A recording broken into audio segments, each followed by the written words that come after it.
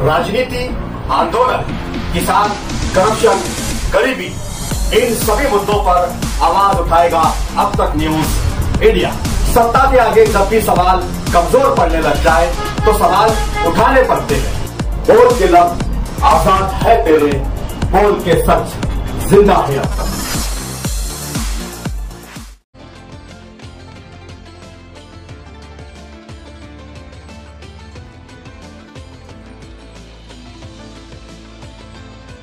आपने हमें यहाँ पे आपके घर में याद किया, इसके लिए हम आपका तहे दिल से शुक्रिया कहते हैं।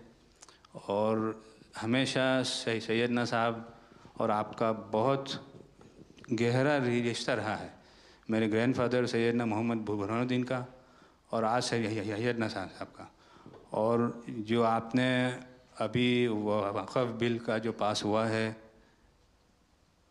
उनमें हम माइनॉरिटी विद इन माइनॉरिटी है और उनमें हमें आपने जगह दी है, हमारा नाम आया है। और जो काम हुआ है हिंदुस्तान की तरक्की के लिए, आपकी ख्वाहिश है कि सबको साथ लेकर चलना है। और जो काम हुआ है और हो रहा है वो इंशाअल्लाह इंडिया के लिए, हिंदुस्तान के लिए और पूरे देश के लिए बहुत खूब होगा। और छोटे लोगों की भी, आप भरे गिनती में छोटे हो लेकिन आपके दिल में जगह बहुत ज़्यादा है। ये आपकी जो खूबी है वो शायद किसी में भी नहीं होगी। और ख़ासतन मेरी बहुत दफ़े आपसे मुलाकात का भी टाइम हुआ है, इतने बिज़ी होने के बावजूद भी कान दे के सुनते हैं, ये बहुत खूबी है, शायद किसी में होती है। और मेरा जो एक्सपीरियंस है, ऐसे ही लोग प्राइम मिनिस्टर होते हैं।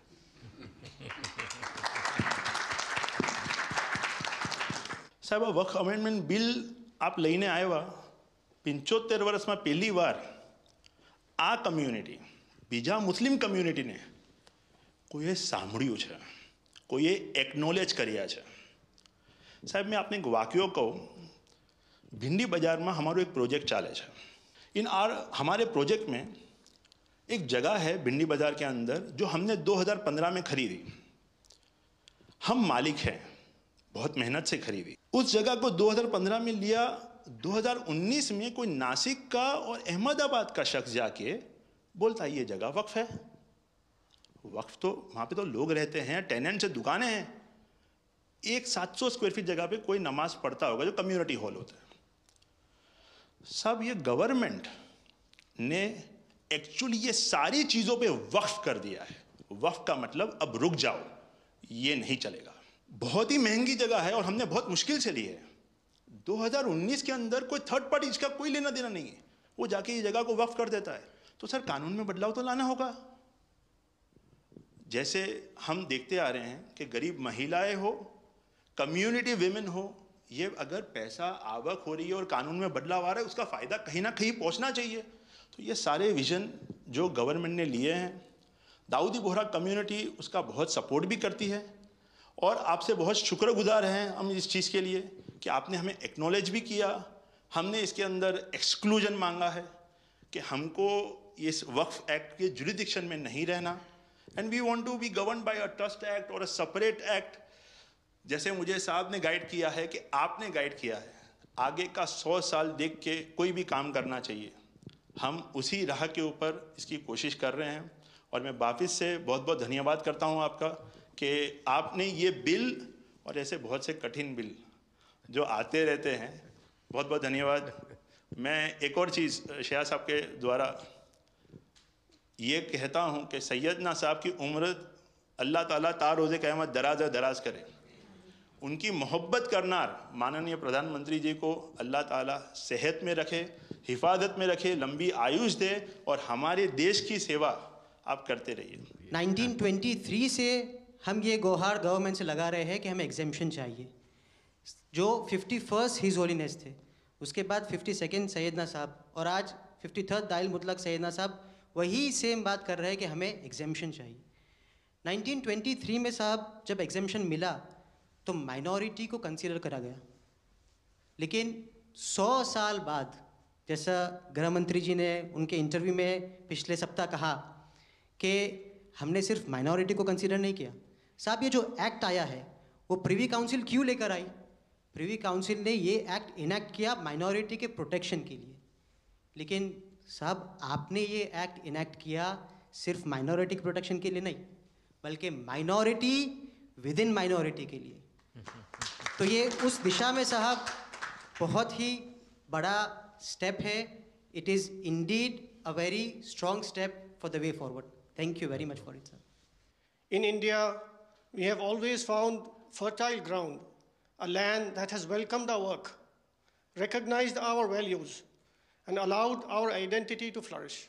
Pradhan Mantri ji, under your leadership, we distinctly feel this spirit of inclusion. The recent amendment to the Waqf legislation, in which the Dawoodi Bohra community was formally recognized for the first time in independent India's 75-year history, may have been a brief mention, but to us it was profound. It affirmed something that we have always believed. We belong to India. We belong here. It is in this spirit that we proudly say, Hindustan hamaro watan chhe.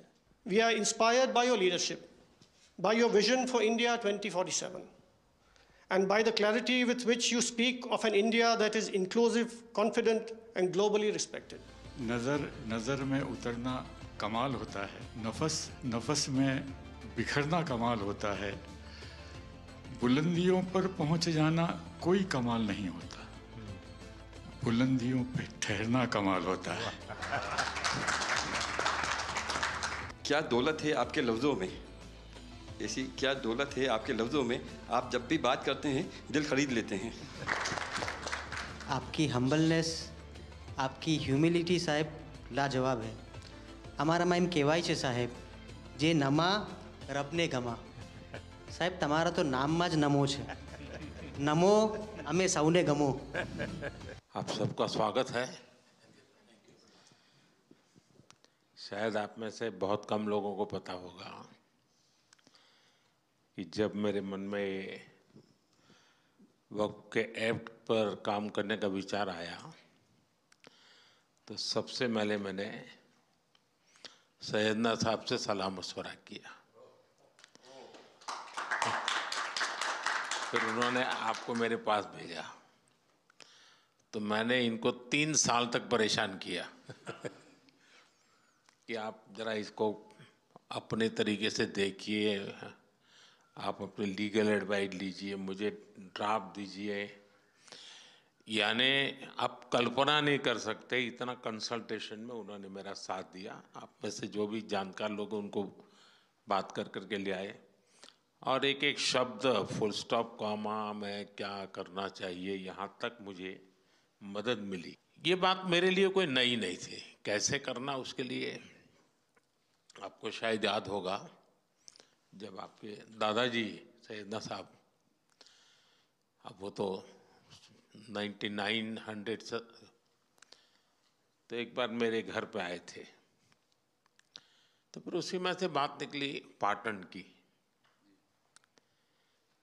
अब एक व्यक्ति इस वक़्फ़ के नाम पे आप लोगों के लिए वो सबसे बड़ी श्रद्धा की जगह है, उसको दबोच के बैठा हुआ। अब मैं भारी कोशिश की, मैंने खुद ने, यानी मुझे मालूम था कि कितनी पीड़ा आप लोग सह रहे। एक्चुअली वक्फ का जो स्पिरिट है, आखिर ये किस चीज के लिए, किसके लिए, उसका अगर दुनिया को उत्तम से उत्तम कोई मॉडल दे पाएगा तो सैयदना साहब दे पाएंगे। लेकिन अब नई व्यवस्था में कानून के तहत तो दुनिया देखे कि भी देखिए कल तक वक्फ के नाम पर क्या हुआ और अब देखिए कैसे हो सकता है। और जब गरीब से गरीब इंसान की दुआ मिलेगी तो उसकी ताकत अनेक गुना बढ़ जाती है जी। हमारा काम है ऐसे लोगों के हाथ में अधिकार देना, ऐसे लोगों के हाथ में व्यवस्था देना। तो इसके लिए हम इतनी बड़ी लड़ाई लड़ रहे हैं। वीडो जो है, महिलाएं हैं, उनके साथ बहुत नाइंसाफी हो रही है। हमारी कोशिश है कि उनको कोई न्याय मिले, उनकी भविष्य की। अब कुछ परिवारों को पता नहीं होता है, संपत्ति ऐसे ही वक्त को करवा देते हैं और बैठ जाते हैं कुछ लोग। तो मेरे पास ये कानून तो बाद में बना। पहले राउंड में जब मेरे पास रिपोर्टिंग आया, जब मैं यहाँ 19 में जीत करके आया, तब मेरे पास आया 1700 से ज़्यादा मुस्लिम समाज की शिकायतें थी कि भाई हमें न्याय दो, ये वक़्फ़ वालों ने हमारे साथ ये किया है। उसमें ज़्यादातर बहनें, बेटियां थी। तब जाकर के मैंने कहा भाई रियलिटी क्या है, खोजो। तो ये रातों रात नहीं आया है जी, लगातार 5 साल तक हर बारीक चीज़ को कोशिश की समय। फिर उसमें से मुझे बहुत पहले बड़े सैयदना साहब से काफ़ी बातें मेरी होती थी, तो मुझे मालूम था कि बोहरा समाज हो या शिया मुस्लिम हो, उनको तो और मुझे अहमदिया को और मुसीबतें हैं। मैंने कहा भाई इनको तो कोई अलग से प्रोटेक्ट करना पड़ेगा। उसमें से मैंने इस व्यवस्था को विकसित करने का प्रयास किया है। मुझे अच्छा लगा, आप सबसे मिलने का मौका मिल गया। चलिए, बहुत बहुत धन्यवाद आप सबका।